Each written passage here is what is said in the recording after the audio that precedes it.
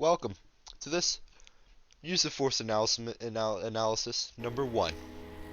As we can see here, the officer in question is already pointing his firearm inside of the sheriff's office at unarmed suspects, not quite doing anything wrong but trespassing. And this officer has a long gun. Now, I'm not too concerned about this, as he didn't shoot us or anything. But as you can see, we start running out, and he's already positioned his vehicle in front of mine, which, don't you see that? But it's right here that really gets me. As we are running off, we pose no real threat to this officer, yet he still shoots at our car, and he pops our tires. Let's run that back.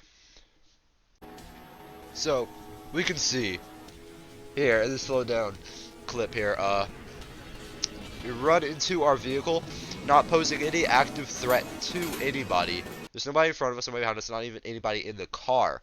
Yet we're still fired upon by the officer. Can you believe that? Neither can I. Which is why I'm making this use of force analysis number 1. And let's get into the use of force continuum.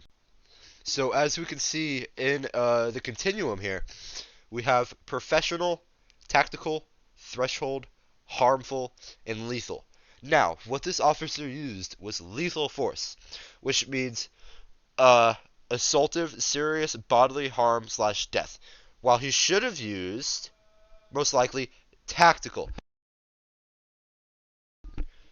or threshold at the most, maybe harmful, but we weren't directly harming anybody, which I think threshold would have been the best option, but this officer took it way too far.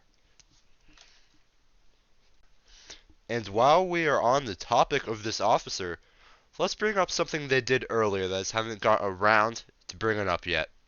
So earlier, they initiated a felony stop on myself for reasons really unknown to me. All I was doing was really felony speeds, but I can get the felony stop. But I was nowhere armed or dangerous. Well, I was armed, but they didn't know that. And the way their vehicle is positioned, you can see here, image 1. We can see that our officer pulled his vehicle in front of mine, completely at a disregard for crossfire and safety of other officers on the scene. Nor is this actually the proper procedure to do this. As we can see in image 2 here, we can see that felony stops are not supposed to be positioned like that. And this might just be from another server. The server is private, whitelisted, and you have to apply to actually get in the community, and the LEO training is extensive. That's what this is from. As you can see here, you do not pull in front of the vehicle. And in fact, if I get references from official police documents, they read, we can see here in A, the vehicle position guidelines are based on the ideal stop conditions. There were no conditions that would have had him pull in front of my vehicle for this stop.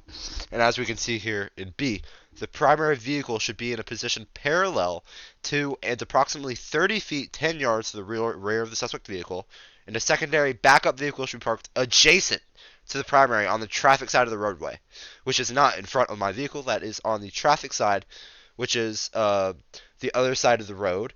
Then he has cover. And the doors on both units should be open several feet between, 3 to 4 foot space between the open doors. Nothing in here says pull in front of the suspect vehicle. And if I reference another document, we can see here challenging personnel in the vehicle. They, as you can see, there's no car in front of this Jeep because the car is parked behind the crossfire is an issue. So there's no sane reason that you would pull in front of a suspect.